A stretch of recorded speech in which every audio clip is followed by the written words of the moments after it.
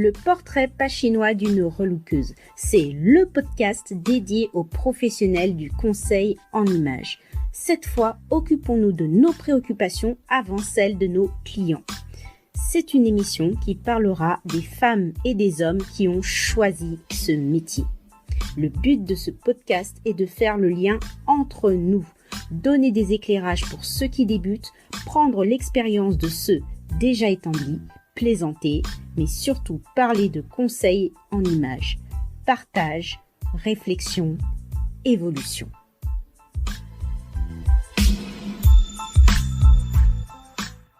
Bonjour à tous, je suis super contente de vous retrouver pour ce nouvel épisode du portrait pas chinois d'une relookeuse. Et aujourd'hui, en tout cas pour la thématique, c'est du lourd. En tout cas, je vais vous en parler tout de suite. Mais avant, un petit aparté pour vous rappeler que le portrait pas chinois d'une relookeuse, c'est une émission pour les professionnels du conseil en images, pour ceux qui débutent comme pour ceux en activité, pour pouvoir échanger, pour pouvoir partager, pour pouvoir se soutenir. Donc, si cette émission fait écho en vous, n'hésitez pas à la partager, n'hésitez pas à en parler et n'hésitez pas, surtout ça me fera plaisir aussi, à mettre de belles petites notes ou de belles petites étoiles sur Apple Podcast ou alors sur toutes les plateformes d'écoute de votre choix.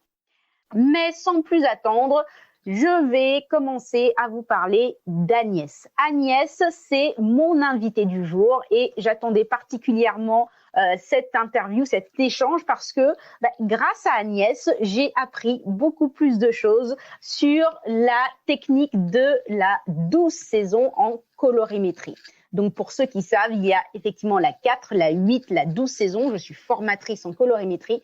Mais c'est vrai que grâce à Agnès et grâce au support, nous en parlerons au cours de cette interview que vous pourrez retrouver sur Internet, il y a quand même pas mal d'éclairage et de contenu sur la 12 saisons et sur la colorimétrie. Et je suis sûre que vous y trouverez votre compte.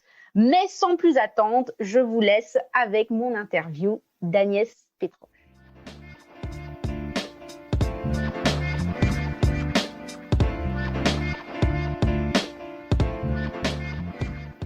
Bonjour Agnès, merci en tout cas d'avoir accepté l'invitation du PPCR. J'étais, comme je l'avais dit en intro, j'étais vraiment super contente, j'avais hâte de pouvoir échanger avec toi. On s'est rencontrés, on a échangé par le biais des réseaux, mais je connaissais en fait avant ton blog, avant ton contenu sur tous tes articles. On va en reparler et c'est donc d'autant plus un honneur pour moi que tu puisses intervenir dans le portrait pas chinois d'une relookeuse. Donc pour ça déjà encore merci à toi. Merci Eugénie, c'est moi qui suis vraiment ravie et flattée de participer à ton podcast et pour ton invitation. C'est super. Et pour commencer, pour ceux qui ne te connaissent pas, en tout cas qui ne connaissent pas un petit peu la personnalité qui se cache derrière The Color Fashionista, j'aimerais que tu puisses te présenter un petit peu, voilà, ton parcours en fait. Alors jusqu'à arriver au conseil en images, est-ce que tu peux nous raconter? Oui, avec plaisir. Alors, je m'appelle Agnès Pétroche, je suis d'origine franco-allemande, conseillère en images freelance et la créatrice du Color Fashionista. Alors, pour faire un petit peu court, parce que c'est vrai que mon parcours est assez éclectique, je suis née en région parisienne. Mes parents ont déménagé dans le sud de la France, en région Languedoc-Roussillon, voilà, quand j'avais 12-13 ans. Alors, c'est à Montpellier que j'ai fait ma licence de lettres modernes. Et à 21 ans, je suis partie comme jeune fille au pair en Angleterre, voilà, parce que je souhaitais améliorer mon anglais, voilà, et je pense que c'était une expérience formatrice. Donc, l'année s'est transformée en fait en 9 ans. Voilà, je me suis installée en Angleterre et j'y ai vécu pendant 9 ans. En fait, toutes les années 90, de 1991 à 2000. Donc, de mes 21 ans à mes 30 ans. Pour situer, donc ça remonte quand même pas mal d'années. Et j'ai toujours aimé l'anglais, j'ai toujours été très attirée par la culture anglaise, le mode de vie anglais, la famille royale, enfin tout ce que tu peux imaginer, voilà. Et donc je me suis vraiment sentie très à l'aise dans ce nouveau pays. Et c'est là que j'ai décidé en fait de faire des études de design et de décoration à la Regent Academy de Londres. Ça a été une expérience très formatrice qui me sert encore aujourd'hui donc dans mon activité de conseillère en images, parce que j'ai appris là-bas presque tout ce qu'il y a à savoir sur la théorie des couleurs. Les mêmes principes en fait qu'on applique en décoration ou en conseil en images. Voilà, donc la théorie bidimensionnelle, tridimensionnelle, le contraste, les harmonies de couleurs, d'association, enfin voilà, tout ça. On va en parler effectivement dans la question suivante. Tu me devances et j'allais dire justement de ce côté, comme tu dis, il y a beaucoup de liens par la théorie de la couleur avec le métier de décoratrice et coach en image. Comment tu en es arrivée à te couler vers le conseil en image?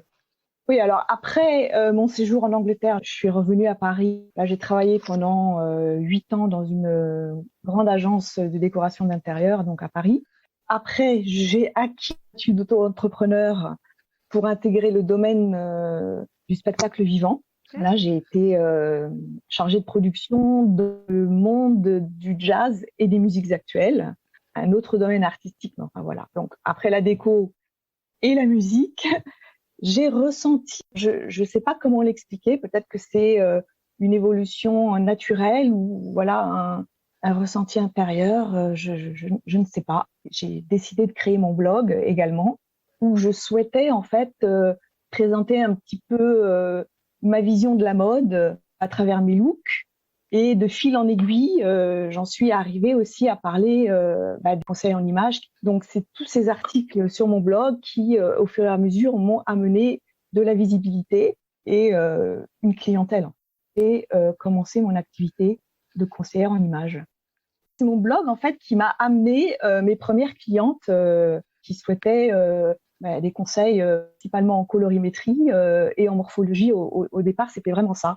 Aussi, en fait, j'envoie une newsletter au fur et à mesure. Ma base de données, c'est élargi, grâce aussi à une petite fenêtre pop-up où j'offre gratuitement en fait mon guide de colorimétrie sur le blog. Donc ça invite les gens à s'abonner et à me suivre.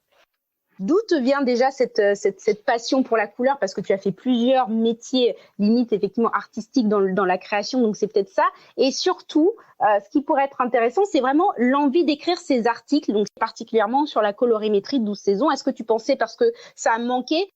Non, pas du tout. Non, au départ, c'était pas du tout. Je me suis dit, je vais écrire des articles parce qu'il manque quelque chose. C'était juste, je pense, un désir personnel, peut-être de relever un nouveau défi à l'approche de la cinquantaine, un désir inconscient, on va dire, m'exprimer pleinement, à travers mes looks et aussi des articles qui me ressemblent et dans lesquels je pouvais peut-être apporter un petit quelque chose ou une inspiration. Mais au départ, je n'avais pas vraiment d'intention précise par rapport à ça. Pour les auditeurs qui nous écoutent, je pense que vous devez connaître les articles d'Agnès dont je vous parle, qui sont vraiment l'une des bases en français sur la colorimétrie en général et en particulier aussi un article bien référencé avec de la documentation, des illustrations sur la colorimétrie 12 saisons. D'ailleurs, je vois certains sur leur feed Instagram ou autre qui reprennent un petit peu. Alors, je sais pas si ils mentionnent bien que ça vient de ton site, mais qui reprennent. Il y a certaines illustrations que je peux retrouver un petit peu et qui proviennent un petit peu, là je le dis quand même, et qui proviennent un petit peu de ton blog, des articles de blog. Donc, j'espère en tout cas qu'il y a quand même Écoute, tant mieux. Oui, tant mieux. Mes lectrices me demandaient souvent des conseils un peu plus approfondis et ça m'a donné l'idée à un moment donné. Je me suis dit, c'est bien de présenter des tenues, de donner des petits conseils par-ci par-là, stylistiques sur les proportions, les meilleures couleurs, etc. Mais après, je me suis dit, pourquoi pas présenter ma propre vision du conseil en images. Donc là, j'ai rédigé 3 articles fondamentaux, on va dire, qui sont à la base de mon blog, la colorimétrie, la morphologie et le style vestimentaire. Et tu le dis toi-même, c'est vrai, la colorimétrie est peu abordée sur Internet. Moi, je suis allée vraiment à la source. Étant bilingue, j'ai pu vraiment lire beaucoup d'articles de blog sur les 12 saisons, la vraie, on va dire, méthode à l'américaine, quoi. Tu dis c'est intéressant, la vraie méthode à l'américaine. Quelle est la fausse? Ça m'intéresse de savoir quelle est la source.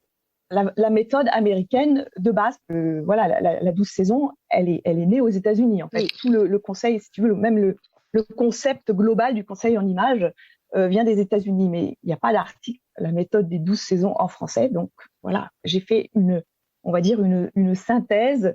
J'ai essayé d'être la plus complète et la plus compréhensible, pour le lectorat français, en allant à la source. Donc vraiment beaucoup de sites américains. Et à ce sujet, je n'ai trouvé que 3 ou 4 sites français sur la colorimétrie des 12 saisons qui sont, on va dire, un peu incomplets, voire trompeurs. En fait, ils reprennent presque tous les mêmes phrases avec les mêmes erreurs, donc qui se suivent d'un site à l'autre. Par exemple, on parle de la sens du conseil en images, l'historique du conseil en images. On a ainsi naquit de la méthode des 4 saisons et s'en suivit rapidement celle des 8 et des 12. C'est toujours la même phrase qui revient, mais ça n'explique pas vraiment ce que sont ces méthodes particulières, et surtout s'il y a eu une mauvaise interprétation des termes anglais light et bright. Quand on dit light spring et light summer, donc ça veut dire clair, et bright, ça veut dire lumineux. Lumineux. Sur les 3 sites français que j'ai lus, il y avait une erreur en fait. Ils ont inversé le mot, la traduction du mot light et bright. Donc, ça fait qu'on se retrouve avec une saison hiver clair, qui n'existe pas, c'est hiver lumineux. Et une saison été lumineux qui n'existe pas non plus parce que c'est été clair. Je ne traite pas de nom parce que c'est pas le but ici. N'empêche que j'ai quand même contacté, un des sites pour lui faire part en fait de l'erreur qui a été corrigée récemment. Les 2 autres, je l'ai pas fait parce que je me dis peut-être pas à ma place de faire ça, mais effectivement, tu poses quand même des questions parce que tu te dis OK, la 12 saisons, il n'y a pas d'hiver clair, il n'y a pas d'été lumineux, donc déjà c'est une erreur. Mais pour moi, c'est aussi une mauvaise compréhension de la méthode par elle-même, sachant que les saisons des 12 saisons se suivent comme les saisons, si tu veux, le cycle perpétuel des saisons que l'on retrouve dans la nature. Je suis contente que tu confirmes, c'est ce que je dis à mes élèves, que c'est pas à partir d'une date précise que les couleurs de la nature vont changer. Il y a toujours un fil rouge, un lien de passage entre les saisons. On le voit, l'été, les couleurs sont claires, sont assez fraîches. On a du bleu en été, et puis après on voit que en mois de septembre, on va lentement vers l'automne, les feuilles commencent à jaunir, à devenir orangées, et on passe donc subtilement d'une saison à une autre comme ça. Donc cette erreur, là j'ai pris l'exemple de light et bright pour clair et lumineux, ça reflète aussi une mauvaise compréhension en fait de la méthode par elle-même. Parce que plus on avance dans les saisons, c'est-à-dire l'automne et l'hiver, plus on a des couleurs qui sont chatoyantes, profondes, saturées, et donc l'hiver clair n'existe pas en fait. D'accord. Non, mais c'est vrai, c'est tout à fait intéressant. En tout cas, j'espère que vous n'hésiterez pas, chers auditeurs, à intervenir, en tout cas en commentaire sur Instagram ou sur les autres plateformes d'écoute pour nous donner votre avis sur. Souvent, on trouve, et souvent j'ai le retour des élèves qui disent que la colorimétrie, c'est vraiment c'est pas facile. C'est pas facile, et c'est vrai que pour certains entre guillemets cartésiens, de leur dire que c'est pas une science vraiment exacte, mais il y a une science, il y a quand même des choses à appréhender. Qu'est-ce que tu penses par rapport à cette position? Est-ce que vraiment c'est vrai que la colorimétrie n'est pas une matière la plus facile à appréhender? Je suis d'accord, mais comme je disais, il y a quand même une certaine logique dans la succession des saisons, et donc des palettes des saisons qui s'inspirent du cycle des saisons dans la nature. Donc on voit bien avec les changements subtils de couleurs. C'est vrai que la 12 saisons est une méthode beaucoup plus approfondie. Elle est peut-être plus complexe à comprendre, parce que en plus du de clarté et de profondeur, donc de couleurs claires et sombres, de couleurs froides et chaudes, elle a aussi introduit le critère de saturation et d'intensité, donc avec la notion du doux et du lumineux. Mais malgré ça, malgré la complexité, je trouve qu'en fait elle est plutôt assez logique, et parfois même plus simple à appliquer aussi grâce aux facteurs de contraste. Et elle a également l'avantage de être conduite à distance, en fait, d'après une photo d'une cliente. Parce que c'est vrai que quand on regarde un visage, il y a certains critères, en fait, qui sautent aux yeux, hein, j'ai envie de dire. Oui, Qui sautent aux yeux, des critères dominants. Une personne qui a un teint doré avec des yeux noisettes et des cheveux blonds dorés, elle aura un contraste faible parce qu'il y aura une faible différence tonale entre la carnation, ses yeux et ses cheveux.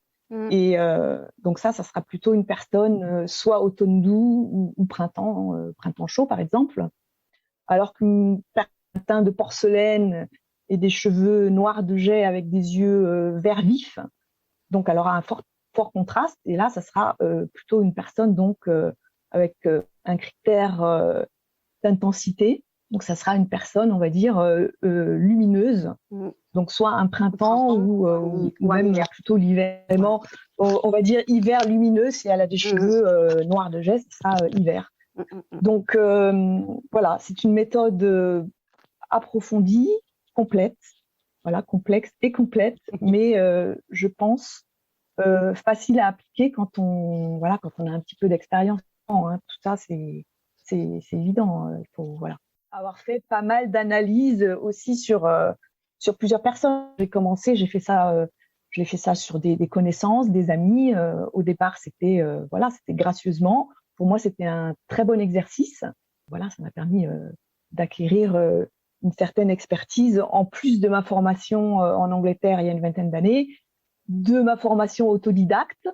Et puis après, l'expérience et la pratique. Donc, c'est en fait un cumul de tout ça, le génie qui permet de devenir un peu plus performante dans une discipline précise de la colorimétrie. Et tu fais bien de préciser parce que c'est pour ça que je dis que c'est aussi la passion de la couleur qui t'a entraîné, puisque tu as fait toutes ces recherches de manière, tu étais autodidacte et pour acquérir ce savoir que même moi j'ai utilisé certains apports ou certaines phrases que tu disais dans mes cours. Donc ça c'est juste génial. Donc déjà merci en tout cas pour cet apport, ces connaissances par rapport à la colo et surtout la colorimétrie 12 saisons. Et c'est important aussi quand même d'en parler puisque dans notre métier de conseil en images, la colorimétrie quand même fait partie d'une des prestations que nous faisons le plus souvent, qui va être nécessaire. Un fil rouge ça va être. On va partir beaucoup de là. On part beaucoup de la colo. Tout à fait. Oui. En ce qui me concerne, c'est également la prestation la plus demandée. Mais il y a une certaine logique aussi entre, les trois piliers de base, comme je disais tout à l'heure, la colorimétrie, la morphologie et le style vestimentaire. Je pense par définir, tes meilleures couleurs, les couleurs qui te mettent le plus en valeur, qui vont, sublimer ton visage. Et une fois qu'on a défini les couleurs, après on passe à la morphologie, donc tout ce qui est silhouette, vêtements, les coupes, les motifs, les propos. Et pour finir, c'est le style vestimentaire. Donc là, on attaque vraiment le gros. Hein. C'est le style vestimentaire, c'est ta personnalité, comment tu vas te parler aux gens directement, de la manière dont tu t'habilles. Et c'est en lien aussi souvent le style vestimentaire avec un diagnostic de robe, parce que c'est vrai qu'on peut difficilement faire les deux séparément en fait. Hein. C'est ça. Lié, quoi. Tout à fait. Je sais que quand mes clientes me demandent le style vestimentaire, en général, on passe obligatoirement par l'étape du diagnostic de garde-robe et du tri en fait pour rendre tout ça cohérent. Cohérent et concret. Et la question suivante va être portée un peu plus sur ton métier de conseiller en images. Donc tu es passé effectivement des arts visuels, tu avais un poste dans les arts visuels et tu es passé en conseiller en images par finalement c'était lecteurs, en fait c'était lectrices qui t'ont poussé effectivement à te dire finalement pourquoi je ne les conseillerais pas en devenant aussi moi-même conseiller en images. Est-ce que c'était un métier à ce moment-là, quand tu as écrit le blog, quand tu as commencé ton blog, que tu visualisais déjà, que tu te disais oui c'est possible, ou alors tu connaissais pas forcément ce métier? Ah non, oui, je le visualisais totalement et j'espérais j'espérais que ça allait amener dans cette direction en fait, parce que je pense que c'est une vocation que j'ai peut-être toujours eue. Enfin, quand j'ai commencé, quand je me suis dirigée vers la décoration d'intérieur en Angleterre après des études de lettres, je pense qu'il y avait déjà cette attirance, cette sensibilité. Voilà, sauf que j'ai mis, on va dire, 25 ans, tu vois, à la concrétiser et à l'exprimer pleinement. Mais je pense que je me suis trouvée en fait dans l'exercice de cette profession, quoi, qui me comble, hein, qui me comble tous les jours. Hein. Je travaille avec les couleurs et j'en suis heureuse. Super. Et justement, ben, un petit peu comme on essaye tous de l'être. Mais en ces périodes, quoique nous sommes à la date au mois de mai et nous entrons en tout cas dans l'actualité vers un déconfinement, en tout cas vers une ouverture prochaine Oui. des lieux de commerce non essentiels. Donc, on va pouvoir à nouveau, nous, conseiller en images, si on ne l'a pas encore fait, se déplacer et tout ça. J'ai une question par rapport à ça. Quels sont, selon toi, les grands enjeux? Alors, c'est peut-être grandiloquent, mais les grands enjeux de notre métier en 2021-2022 par rapport justement au Covid qui nous a confinés et donc on a transformé nos prestations pour certains en prestations en ligne, le statut. Qu'est-ce que tu penses? Est-ce que tu penses qu'il y aura eu un avant et après confinement Covid pour notre métier? Alors, moi, je vais dire, je parle de mon expérience personnelle. Je pense que la crise, elle n'a pas vraiment impacté mon activité. Je dirais que c'est accru sur les 6 derniers mois. En fait, après le deuxième confinement à partir du mois de novembre de l'année dernière, donc j'ai vraiment senti une croissance de mon activité. J'ai eu beaucoup de demandes et principalement une clientèle à l'international. Au Canada, en Belgique. Donc, en fait, je vais te dire, j'ai très peu de clientes sur Paris. Hein. C'est donc une cliente à l'international et en province. Donc, c'est vrai que c'est très compliqué. Donc, je fonctionnais déjà à distance, voilà, de manière digitale. Donc, des analyses sur photo, que ce soit en visioconférence. Il y a plein de moyens faciles de nos jours de pouvoir faire ce métier à distance facilement. Donc Zoom, WhatsApp, le partage de documents, Google Photos, enfin bref, c'est assez facile. Donc personnellement, non. Voilà, je dirais que ça va pas trop frère. Et après, je me dis, oui, peut-être que là, justement, le déconfinement qui approche, ça va peut-être encore être motivation pour les femmes justement de se dire voilà, on va ressortir, il va falloir qu'on se mette sur notre 31, tirer à épingle sur notre meilleur jour et peut-être encore justement avoir plus de clientes qui vont venir. Donc voilà, j'espère en tout cas que ce sera ça. Donc je vais te dire, ma manière de travailler, non. Elle est principalement à distance digitale, voilà, depuis le lancement de mon activité. Même si bien sûr, s'il y a la demande, je reçois mes clientes chez moi ou je peux me déplacer, il n'y a pas de problème. D'accord. Merci pour cette réponse. Et justement, c'est une question que j'aime bien vous poser, même si ça met aussi tout le monde d'accord ou pas. Mais quels sont selon toi, pour toi hein, et pour ton activité, les aspects les plus difficiles en fait de notre métier? Est-ce que c'est certaines parties de prestations? Est-ce que c'est tout ce qui concerne l'entrepreneuriat? Quel est l'aspect le plus difficile pour exercer notre métier pour toi? Bon, alors, je dirais c'est pas vraiment les prestations parce que mes prestations, je pense que je les ai bien étudiées au niveau tarif également. Donc ça, non. Même si le fait que je fasse beaucoup d'analyses à distance actuellement, c'est vrai, je propose des tarifs un petit peu différents, c'est normal. Hein, on ne peut pas proposer les mêmes tarifs, donc voilà, il y a une petite réduction sur le prix des prestations en France. Sinon, je dirais que oui, alors c'est peut-être les difficultés, c'est celles que rencontrent les personnes qui sont à leur propre compte, qui travaillent en freelance ou en auto-entrepreneur, c'est-à-dire que tu as plusieurs casquettes, hein, tu dois un petit peu tout faire toi-même, donc que ce soit la communication, la prospection de nouveaux clients, le marketing, le développement. C'est vrai que voilà, et puis le côté créatif du métier proprement dit. On a beaucoup de casquettes et il y a peut-être quelquefois une charge mentale qui est un petit peu lourde.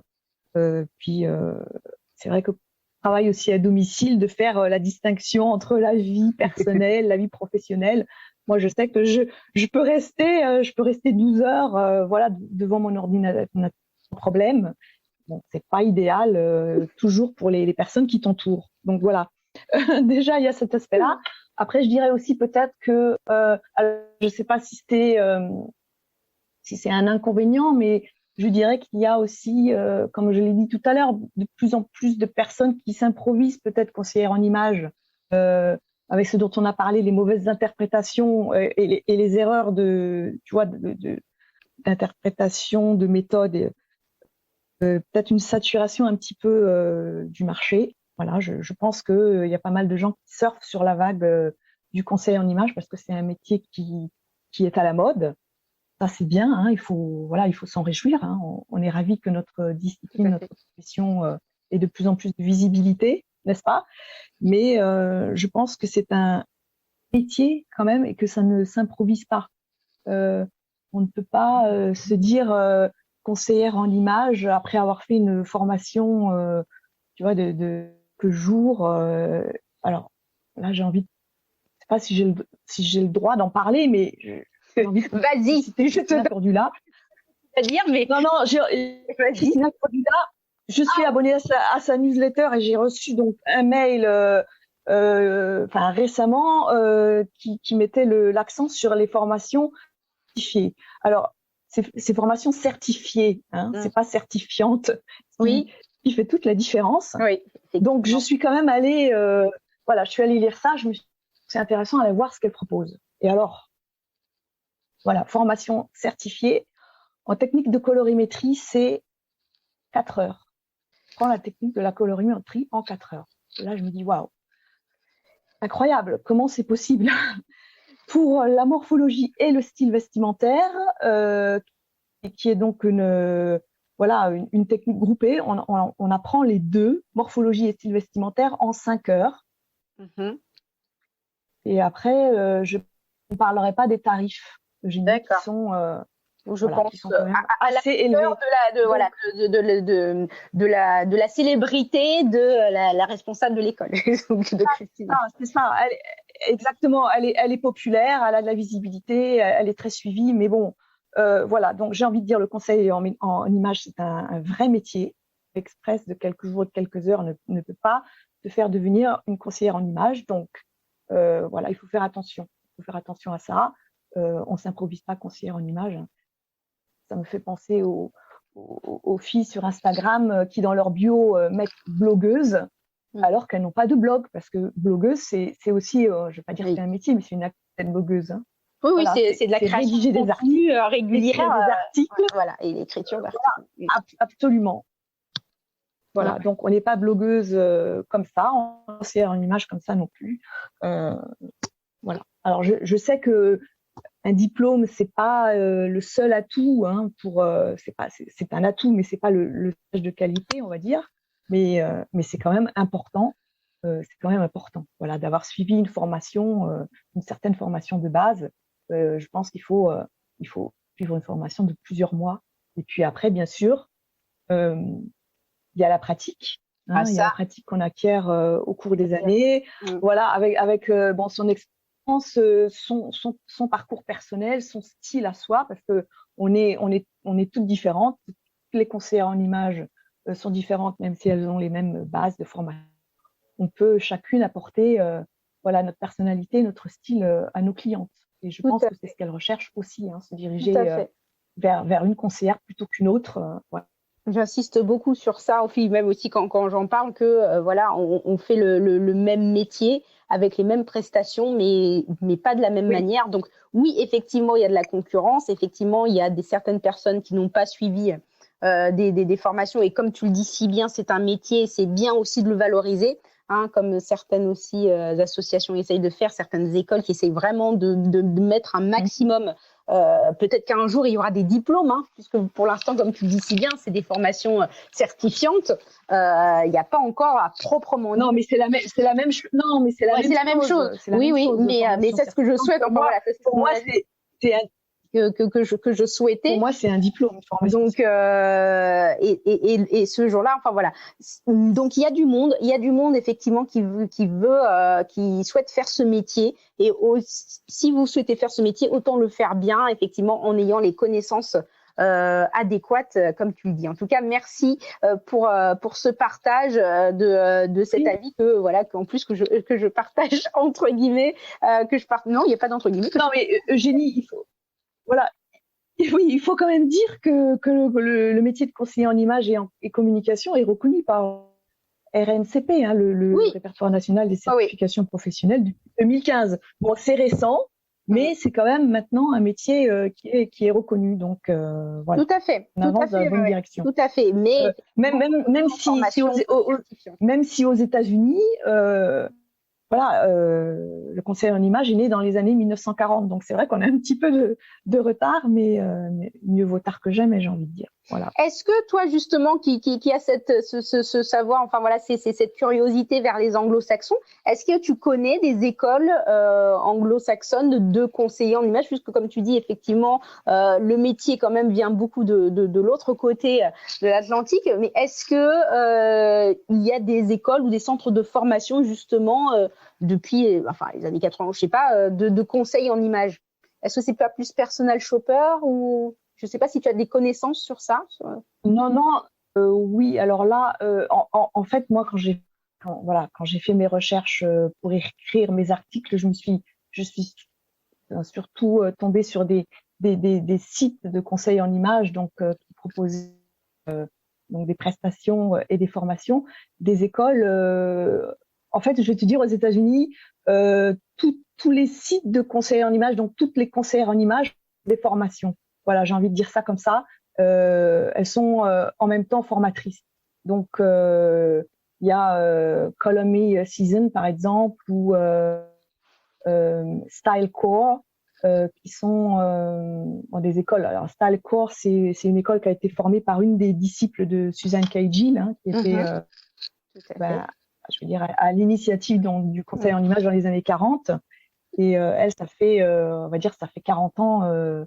40 ans qu'elle exerce. Donc oui, elle est coach et elle est formatrice également. Donc je pense que c'est lié. Quand tu as acquis une telle expérience sur plusieurs décennies de travail, forcément tu deviens également formatrice, avec des cours spécialisés, etc. Donc oui. Yes. Merci en tout cas pour cette conversation. Alors ce débat non, mais pour cet échange, et je pense que auprès de nos auditeurs ou nos consoeurs et confrères, il y a beaucoup de ces thématiques que nous avons abordées, et peut-être que ça répondront à certaines de leurs interrogations. Donc merci pour cela. Et puis on va passer à la petite question, toujours un petit peu qui peut paraître superficielle, mais c'est quand même pour notre métier une question importante. Est-ce que tu peux, Agnès, me parler un petit peu de ton style vestimentaire? Est-ce que tu peux définir ce style? Ouais, mais tu vas me confirmer, si tu es d'accord avec ce que je dis. Alors bon, j'ai pas vraiment de style défini. J'ai un style, caméléon, c'est peut-être un mot un petit peu bateau. Si je devais définir mon style, je dirais plutôt un intemporel et coloré, The Color Fashionista. Donc on revient toujours à ça. Tout à fait. J'aime les couleurs, j'aime porter les couleurs, voilà. Et mes tenues sont très souvent personnalisées aussi avec une touche de vintage que j'affectionne particulièrement parce que je suis très sensible à tout ce qui est durable, éco-responsable, et je trouve qu'il y a 30, 40 ans, on fabriquait les vêtements d'une manière beaucoup plus qualitative qu'aujourd'hui. Donc, c'est vrai que j'aime énormément le style des années 80 et 90, surtout tout ce qui est blazer. Moi, en fait, mon style signature, ça serait le blazer à épaulettes, hein, le power shoulder qui fait une super carrure avec un beau tombé, souvent ceinturé parce que j'aime beaucoup les accessoires et donc des ceintures, soit les grosses ceintures ou des ceintures chaînes. Et donc ce blazer très chic, je le porte en général avec un jean un peu plus un jean mum ou un jean slouchy, peut-être avec un revers en bas ou même un pantalon en simili-cuir, j'aime bien. Et puis, alors, parce que ça, je suis une grande fan d'escarpins, je trouve que ça fait une super silhouette à la femme. Hein. Que soit ta taille et ta morpho, c'est toujours superbe en escarpin. Donc, une silhouette, on va dire, assez structurée quand même, hein, et puis des accessoires forts et colorés. D'ailleurs, vous pouvez, n'hésitez pas à lui faire un coucou de ma part ou de la part du PPCR en allant voir son feed Instagram, hein, The Color Fashionista, et vous verrez effectivement qu'elle a plein de looks colorés. Enfin voilà, vous savez aussi que c'est un peu tout ce que j'aime, donc on s'entend beaucoup sur certains looks qu'on aime avec Agnès. Donc voilà, on a beaucoup ce point commun de la couleur, et merci en tout cas pour ce retour par rapport à ton style vestimentaire. Est-ce que en ce moment où tout commence à, entre guillemets, alors je dis pas à redevenir comme avant, loin de là, mais voilà, on commence peut-être à prévoir certaines choses dans nos actualités. Quelle est l'actualité du moment pour toi? Est-ce qu'il y a des projets qui se profilent ou pas? Oui, alors il y a un projet qui me tient vraiment à cœur en fait. Comme je viens d'en parler, j'aime beaucoup les vêtements vintage.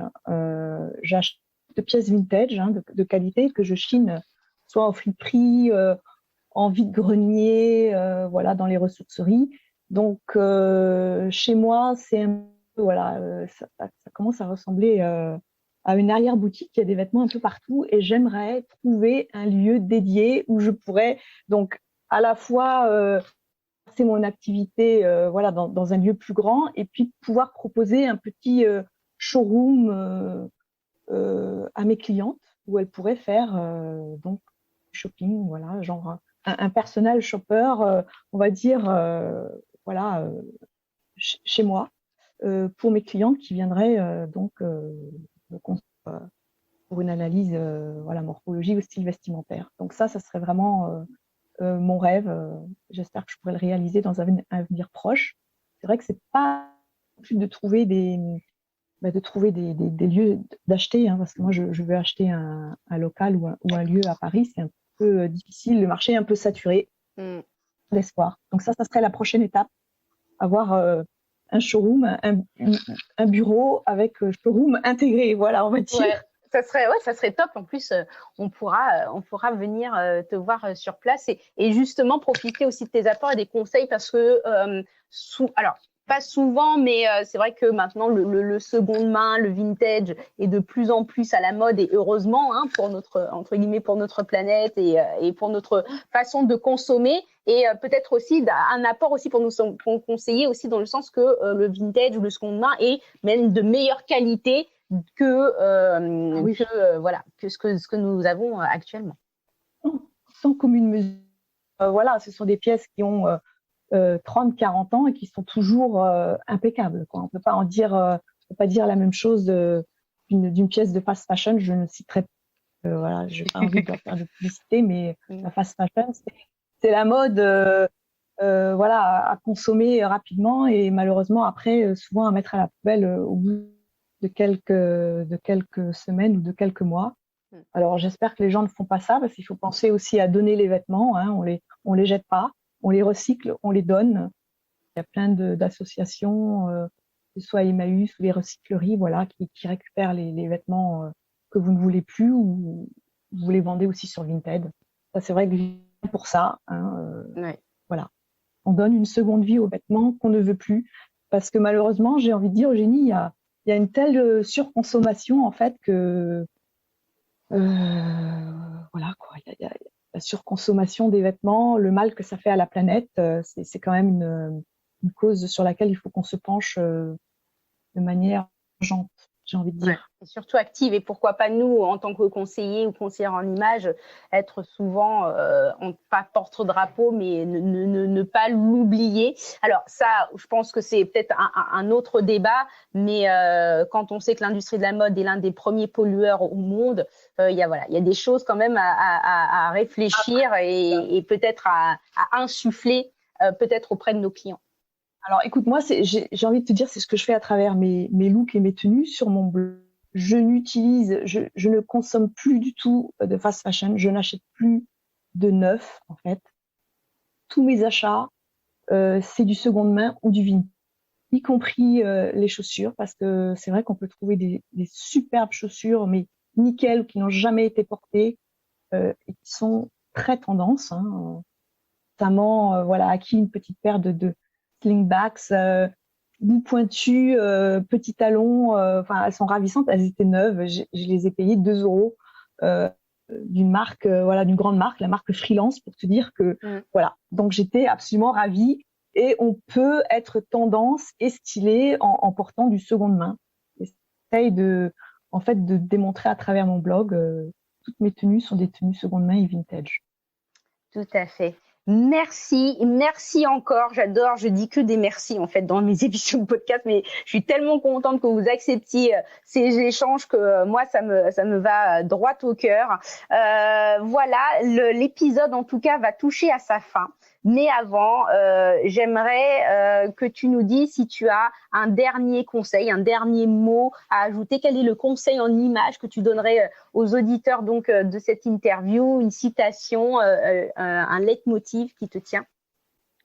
J'ai envie de te dire, pour faire le lien avec on vient de parler, donc la fast fashion et le vintage, j'ai envie de dire, pour reprendre la citation de Coco Chanel, la mode se démode et le style jamais. Voilà, donc ne suivez pas tendance.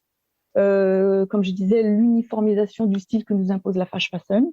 On est toutes uniques et on sait très bien qu'on ne peut pas de toute façon plaire à tout, que toutes les tendances. On peut trouver, je sais pas, un vêtement superbe sur une influenceuse, mais malheureusement ce vêtement ne nous ira pas à nous parce que on est différentes. Voilà. Donc il faut mettre en avant notre singularité qui fait notre charme et notre merci beaucoup. Merci Agnès d'avoir fait partie pour ce temps du portrait pas chinois d'une relookeuse. Évidemment, je vous mettrai dans les notes de l'épisode les liens où vous pourrez faire un coucou à Agnès, donc sur Instagram, sur son site, enfin voilà, sur tous les liens où elle échange, sur Pinterest aussi. Et n'hésitez pas, et c'est même, j'allais dire, n'hésitez pas, mais si vous ne connaissez pas ces articles, je veux dire qu'ils sont extrêmement bien référencés, et je pense que vous les avez déjà trouvés, oui, vous les avez déjà trouvés.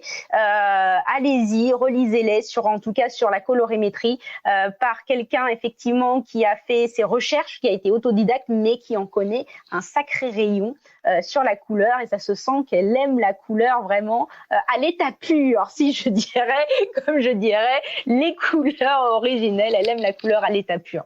Merci encore Agnès d'avoir partagé ce moment avec moi, vraiment. Et pour les autres, alors, comme d'habitude, vas-y, je t'en prie.